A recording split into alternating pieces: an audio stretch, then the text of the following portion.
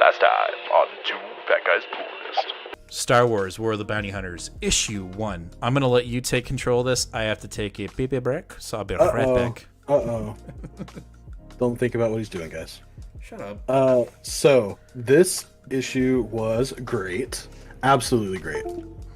If you are keeping up with War of the Bounty Hunters, or, we've been doing prelude issues, basically. We've had 5 prelude issues. But this is where we're really getting into the meat of it. Also, by the way, Charles Soule tweeted out that you will definitely get a nice, big overall picture if you're reading all the tie-ins. But, if that's not your deal, you can still read the 5-issue event and not have to worry about it. And I think that's really cool that they have made sure to do that. Even though they're going to get suckers like me that are Star Wars fans that have to have it all. This issue starts out with a very mysterious group that has stolen Han Solo. So in the prelude issue, we find out that Han Solo, who is frozen in carbonite, has gotten stolen from Boba Fett. And we don't know who it is that stole him. And at first, we still don't know who it is. The ships are really strange shapes, and the main person is shrouded, has a big shroud on, or you can't see her face at all.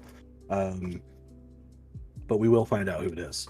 And then we cut to Boba Fett, who is talking with the bartender, and it's we got to figure out. I got to figure out who stole this from me.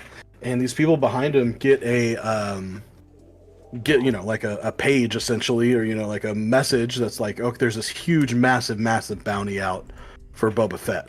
And the guy's like, oh shit, he's right there. And they try to sneak up on him and shoot him, and Boba Fett sees them from a little reflection. It's just like, pow. It literally just continues on like it was absolutely nothing. The bartender's like, what is that about? And he's like, money, reputation, revenge, could be anything, I don't know. It's like, yeah, that makes sense. And then he goes out to his ship. He's gonna leave, and he gets sidetracked by two villains that we were introduced to in the Star Wars Bounty Hunters issue. So this is Zuckuss and 4LOM. They are I really like them from the Bounty Hunters book. So basically, just to give you a quick understanding, Zuckuss is an alien that has forethought perception. People are like, oh, you can tell the future, and he's like, yeah, it doesn't quite work that way. It's very much like Destiny in X-Men. So if you understand that, he can kind of predict what's going to happen, and then he has a robot who's known as they spell out 4LOM, but it's just 4-LOM. And they try to get the jump on Boba Fett, but nobody really gets the jump on Boba Fett. And Zuckuss gets thrown over the side, and apparently falls to his death. Now, these guys are too cool to be just kill off like this really randomly. But then you can see on the cover too, he proceeds to decapitate 4LOM and bring his head on board his ship to try to get some information. And he basically uses that information to find out that, yeah, there's not a bounty on Han Solo that's still out there. The bounty is on him. And he's like, yeah, but who did this? And he sees that it's Jabba. And you're like, oh, shit. No shit. So even Jabba has gone against Boba Fett. And Boba Fett very quickly goes to Tatooine to confront Jabba, and it's like, yo, what the fuck? Except Jabba is not there. Jabba has gone off to a special meeting with all of the other Hutts. Which, by the way, did you catch the super ripped swole Hutt? He was Hutt? Fucking swole, 20-pack. I was like he's a fat piece of shit on the back end, but then he's like, I will bump you up. Yeah, I thought that was hilarious. I was not expecting an Arnold Schwarzenegger. No. Hutt. And when he talks, his arms are always like this, he can't. Yeah, he's just like, I can't. I am a Hutt. Yeah. Hutts don't have necks already, and he's like, oh. Yes, I thought it was really funny. Or crazy, yeah. What am I? Are you hearing something? Yeah, sorry. Ooh, My dogs are going crazy, but my wife's scary. getting it. So basically, we find out that this other renegade group has contacted the Hutts and said, "Listen, we've been gone for a while, but we're back in town, and we're ready to start, trade relations and stuff like that with, we're ready to be back into the bounty hunter scene or like the whole thing. And as a gift, we'll give you Han Solo, who you've been looking for free, just as a sign of our goodwill." And the Hutts are trying to figure out if they want to work with them or not, because it's very much like shrouded in mystery who they're talking about. They're like, oh well, yeah, like when the last time they were here, there was this one guy and he was really strong, and if he's gone, that means they must have killed him, which means we should probably be worried about him because they might be really strong now. And we get this really cool panel where everyone, basically, sorry, it cuts to back to our mysterious group, and they're like questioning the leader. They're like, but why Han Solo? Like, why are we so worried about him? Like, why is he so important? He's just a vagabond. Like, he's not anything crazy. And the shrouded character's like, he's involved in everything. Like, he's a part of the Alliance, and like Darth Vader himself is looking for him, and the bounty hunters, are just, Valence is looking for him, and he's, everywhere you turn, he's tied to something. Mm-hmm. And then we get a final panel reveal, which is a big spoiler. So if you don't want a spoiler for this, Giant don't spoiler. watch. Big spoiler. But we get a final panel reveal, and this group is the Crimson Dawn, and our shrouded figure is Kira.